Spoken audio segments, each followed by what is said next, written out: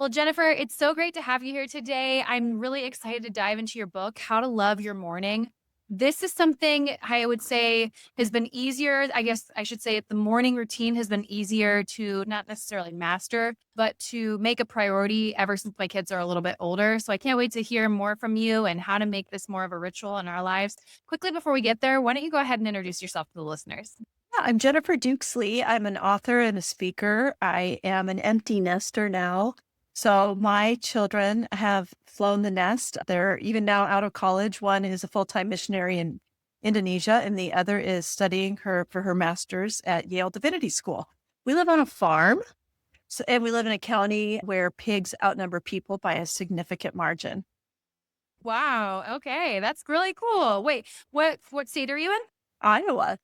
Oh, in Iowa. Okay. As I said, we're going to be talking about the morning routine and the morning time and how God has met you there in this season of life.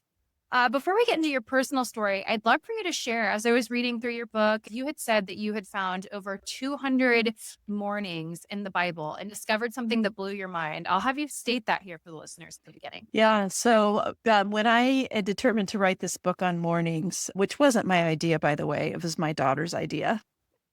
We can get to that because it's all about momming. That when I started in on what it looks like to have a good morning, I'm like, as a Christian author, I probably should see what the Bible has to say about it.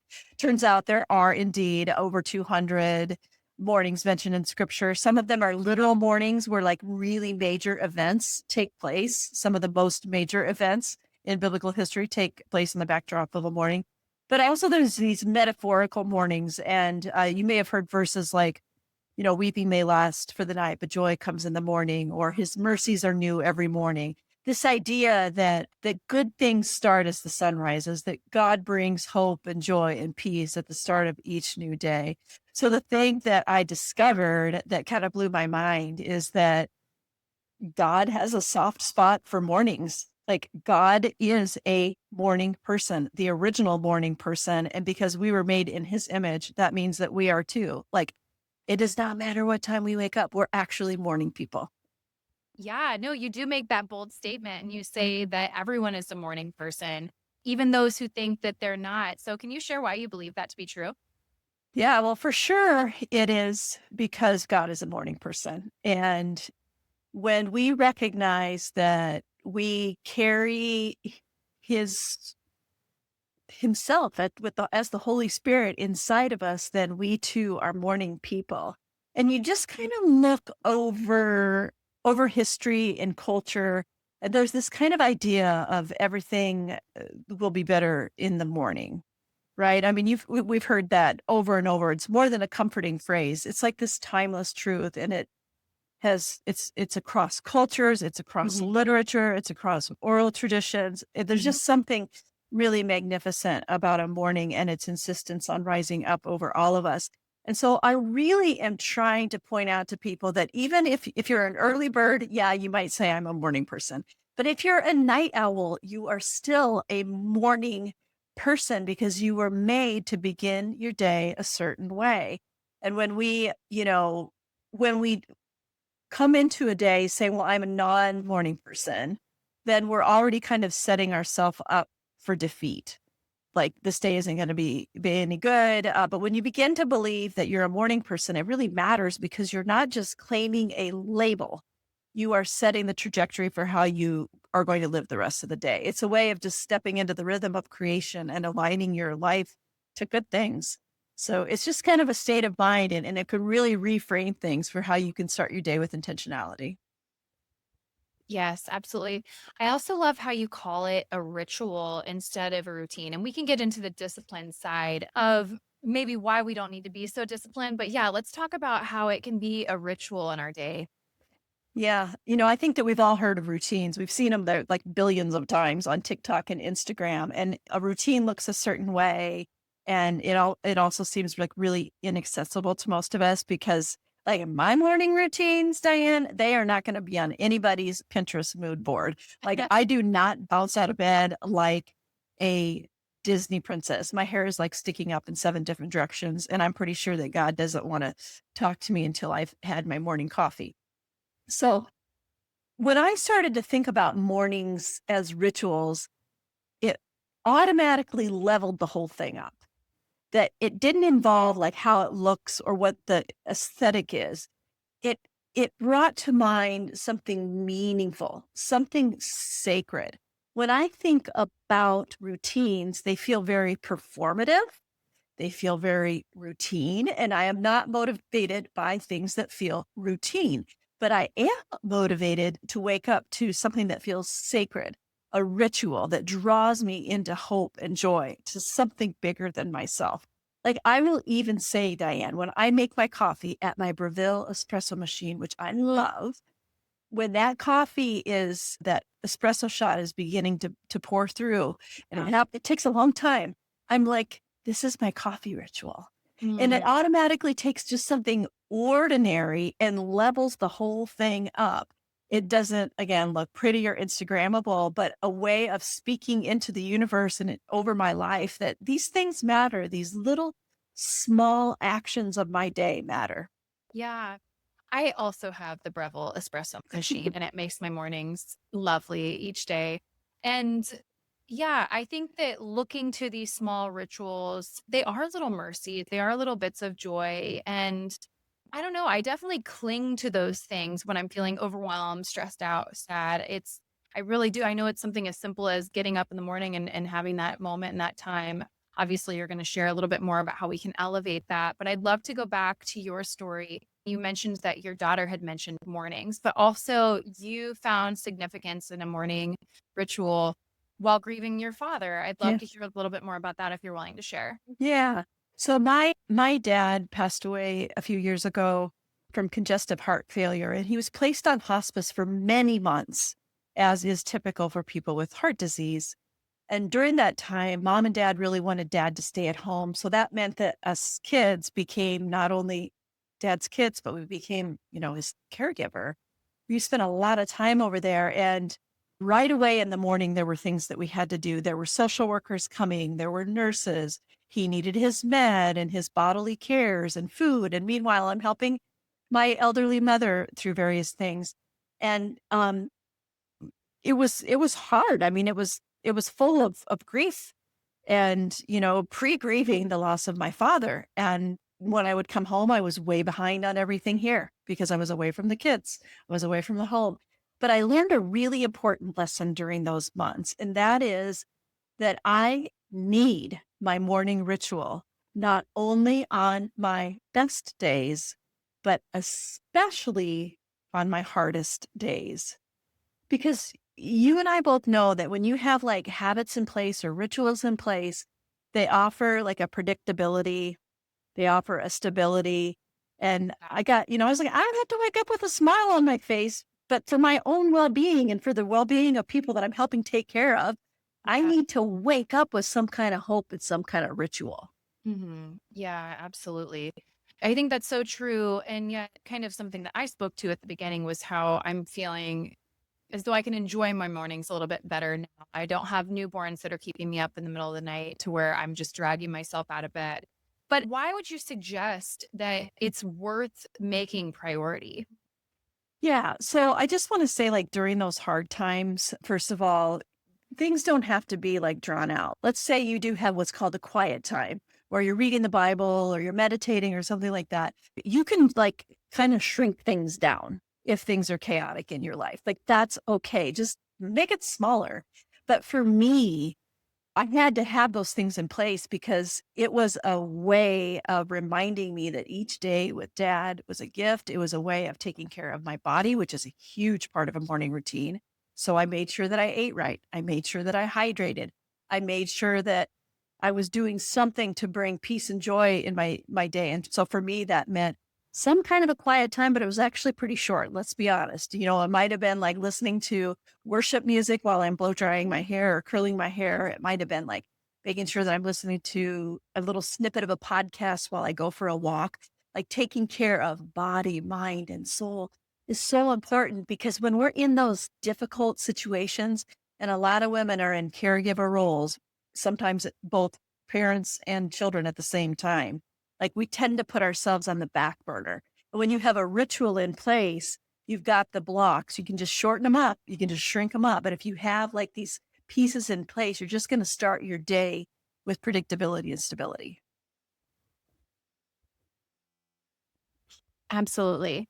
I'd love to get into the concept that you discuss in your book, and it's the idea of morning archetypes. Can Mhm. you share a little bit more about that? So when I began to write this book, I will say that I wanted to have like kind of a tried and true one size fits all morning ritual for everybody. Like everybody needs to get up at 5 a.m. and everybody needs to do these things. But then it's like that's impossible. Like we're all at different life stages. My mornings were asking different things of me when I was a college student than they did when I was a stay-at-home mom, or that than they did when now I'm an empty nester with a busy job. And what I learned is that we all need some reason for wanting to get up in order to get up, like something that motivates us, regardless of what our age is. So that's where these archetypes came in. It's a set of personality characteristics and traits. And so there are four of them. And the first one is a daybreak doer. And so as a daybreak doer, you're really motivated by, what's ahead, like what you want to accomplish in that day. And maybe it's like taking the time to review your to-do list or mentally preparing for a work assignment. Like that's okay. You can actually do that first. You don't have to go light a candle and, spend an hour in prayer or meditation. You can actually get a few things done. I mean, I hope that we can all do those kind of grounding spiritual practices at some point in the morning, but it's okay to just like hit the ground running if you need to. Then there are the morning movers. And these type of people are going to really function best if they can get the body moving. It kickstarts metabolism and mood. I am a morning mover. I don't like getting up as early as I have to for the particular fitness class that I do, but because I am motivated to want to do that, it does get me out of bed. Then there's the meditative mind. So a lot of people will think, oh, this was the superior one because it's the person that loves their quiet time. But it's not true. I mean, that's great to start your day with meditative practices, but it's not necessarily superior. None of these are better than the other. And then finally, there's a social seeker. And this is a person who craves social interaction at the very front end of the day. They need to connect. They need to tell stories that they've had pent up in their brain for an intolerable number of hours. My dad was that way. He just wanted to gab right away in the morning. I had one of my daughters was very much a social seeker. So I had to really pay attention to what her type was. Like she wanted hugs, she wanted to tell stories, she wanted to have physical touch, those kinds of things. So when you know what your archetype is, it really helps you as you begin to think through your own morning ritual. When you incorporate activities common to your archetype, then you can begin the day with the thing you know will motivate you to wake up. And then you can build your morning routine from there. Yes, absolutely. I love also towards the end of your book, you have sample routines for Yes. women within every season. You even had one for college students.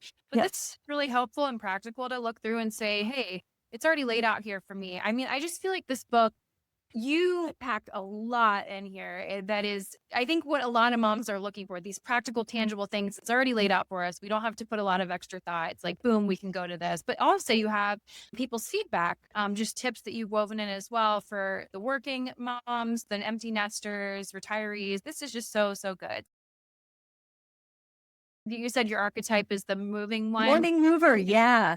Okay. Yeah, I mean, I kind of wanted to be the meditative mind, because I'm like, well, that's the one that, surely God must love the that's not true, like God is a mover too. God is on the move. I think about how Jesus was moving all over the place, walking all over the place.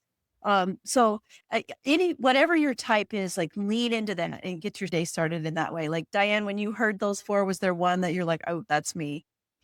I mean, I will try and get up and move a handful of times a week as well. It just kind of sets the pace for the day. But I desire to be the meditative one just to have that peace and clarity in the morning and then go into the movement. So mine is still a little bit of a work in progress here.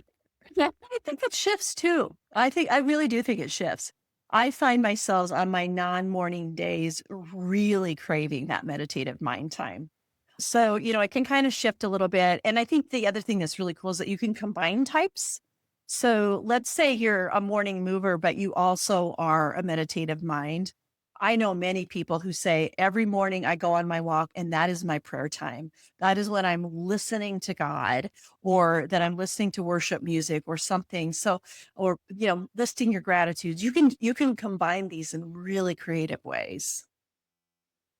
Yeah, no, absolutely. I know that a lot of women are listening to this, and again, they have that yearning to get up a little bit earlier than their kids or to have a more restful, meditative, mindful, uh, what is even there's one more word I was thinking of. Just really intentional. That's why I have you here because I want to talk about intentionality with our mornings. But they are just feeling so overwhelmed. I mean, what is a good place to start? Again, you have these sample routines that people should definitely check out, but do you have something just off the top of your head? Yeah. So, first of all, I just want to say to that woman, like, if you wake up dreading your mornings, you're not a failure. Like you're human and it is okay just to shrink these things down and find something that feels simple and that's something that feels doable for you. Even little tiny practices like lighting a candle with, get this, a wooden match, not just with like an old fashioned lighter, but there's something that just slows you down when you light a candle with a wooden match. I think about like churches over the centuries, like candlelight is such an important part of creating this sense of ritual. So I think lighting that candle, calling these little things that you do rituals, like this is my coffee ritual, this is my prayer ritual, this is my, I'm going to take care of my body by eating a good breakfast ritual. This is my stand outside underneath the big sky and feel the set on my face ritual. Like whatever it is to determine that these small things matter and that they can have meaning just in the way we name them. Absolutely. That's so good. So I think a lot of what you have been saying is applicable to anyone of any faith background. They can fill in the blanks for themselves. But I am curious here as we get near the end. I would love to talk about Jesus a little bit more Mm. and how he had a morning ritual through the is it the Shema prayer? Is that how you say it? It is the Shema, and I just learned it, Diane, because I recorded the audiobook and we looked it up. It is the Shema. And doesn't that sound just lovely? Yeah, I would love for you to share that here with the listeners. We're all looking Yes. forward. Okay, absolutely. So, this is an ancient Old Testament prayer, and the Shema is a prayer that the Israelites would have prayed for centuries before Jesus was born. So, then Jesus is born. He's a devout Jew, and he would have probably heard the Shema every morning since he was a baby, probably would have recited it as he got older, and it became a part of his faith tradition. And we know when they do the Shema, it's in the morning and in the evening, but certainly it's safe to assume that this would have been part of Jesus' morning ritual. And what the Shema is this prayer that's in Deuteronomy, and it's repeated in the Gospel of Mark that says, in essence, to love the Lord your God with all of your heart, all of your soul, all of your mind, and all of your strength. So, Jesus' morning ritual would have been daily expressing his intention to love God with his whole being. And I think that's so beautiful because our morning intention can be that way. We can love God with our whole being. And maybe that's one thing that a mom that just feels really stressed out for time and feels really chaotic could even do is just like print out those words and put them somewhere she's going to see them at the start of the day and just say, this is what I'm going to do. I'm going to love God with all of my heart, soul, mind, and strength. And think about the way that that looks. And it doesn't mean that it has to be, jumping through 100 hoops. It doesn't have to be performative. It doesn't have to be pretty. It can just be regular and ordinary right where you are. Absolutely. I have an opinion question for you. There's not a Okay. right or wrong answer, but I think I've seen some women invite their children into their morning routine. But do you think that this needs to be a personal, individual time spent with God or time alone? Or do you think that, again, and there's seasons where we invite kids in? Yeah, I think that is completely up to the mom, the person. It doesn't have to look a certain way. But the reality is when, you're home with a few kids, things are just gonna you're just gonna be interrupted. That's the way my quiet times and my time with God were. The kids were always around. Like ended up getting them these little notebooks that were like spiral bound, and they would like they were basically drawing their prayers and then writing their prayers and writing Bible verses. I don't know how much of my own stuff like actually landed in my head during that or landed in my heart, but I was in a way like modeling what it looks like to come to the Lord at the beginning of the day, which now, all these years later, I could see the benefit of that. Like when you're in the moment doing those things, it's like, does this even matter what I'm doing? Like, certainly some of the things were actually seeping into my own mind, but these practices were also being modeled while my children were watching, and that began their prayer journey. Now they have a robust morning prayer life. They have a robust Bible reading time. I mean, one Yeah. kid's in basically seminary and the other's a missionary. So, not every kid's going to be that way. And I'm not suggesting that makes my parenting superior, but what I am saying is that it works. If you can't get it alone, it works to have your kids at your feet. Yeah, absolutely. Well, thanks for sharing all that. I do think this is an area that can feel overwhelming and daunting, and like we're not getting it right. And like you said, it needs to be Pinterest aesthetic, and we should have candles and we should have the best copy. It needs to be all of these things. And I think that when we just allow for it to kind of organically become something that is so uniquely individual to us, I think we're more likely to have a sustainable morning ritual. Absolutely. I Yeah. have something that I'd love for Yeah. your people to have. Sure. If they just don't want to get the book or they want to get this in addition to the book. But Okay. this is something really cool that I use called the My Morning Compass. I made it. We made it. Our team made it. And it's for free on my website. It's a Okay. morning checklist and you put the date on there, you put the scripture of the day. So just like one scripture, you pick a focus word or intention for the day, your top 3 to-dos, people you're praying for. It's like super simple. You can knock this thing out in about 5 minutes and you've started your day off just really grounded and centered. It's simple and it does help you start your day with intentionality. No, that's great. Thanks for sharing that here at the end. But Jennifer, as we wrap things up, we'll let listeners know where they can grab a copy of your book and connect with you online if they want to do so. I'm at Jennifer Dukesley everywhere, Facebook, Instagram, and even my website is jenniferdukesley.com. And the book page is howtoloveyourmorning.com. And it shows all the places you can buy the book. Perfect. Well, as we wrap things up here, I'm going to ask you the final 2 questions I ask every guest. And the first one is, what has been a beneficial resource in your life that you want to share with the listeners? They go together. My desk treadmill, which I'm standing on right Okay. now, along with my weighted vest. And I get upwards of 15 to 20,000 steps in per day because when I write and edit and I'm walking all the time, I'm not going to walk while I'm on a podcast episode, but Yeah. yeah, I'm getting in a ton of steps. I actually wrote the whole book while walking. Oh, man. And I've heard such good things about the walking treadmill desk or just like one of Yeah. those. Did you say you have a mat? Yeah, it's like a walking pad. So it's a treadmill. It's moving underneath me. I started at point 0.5 and now I'm up to 3.1, which I don't dare go any faster than that. I think I'd fall off the back. Oh, my last question for you is, what is something you can't stop talking about? Well, this might sound a little bit unexpected, or maybe not, since I just mentioned my steps, but I really can't stop talking about how much our bodies matter and how we don't have to do everything perfectly to care for them. I think a lot of us are exhausted because we're trying to like do life at such a high bar that I'm just really passionate about helping women like lower the bar a little bit so they can actually feel better and show up for what matters most. Like not just giving up on workout because you only did it twice this week, or not giving up your steps because you only hit 5,000 this week, or whatever it is. Like our bodies matter and they're worth every day to begin again. Yeah, absolutely. I totally agree with that. Well, Jennifer, thank you so much for sharing your wisdom here about mornings. Thank you for writing this book. I know it's going to really impact the women that choose to read it and have been listening today. So thanks so much for joining me. Thank you.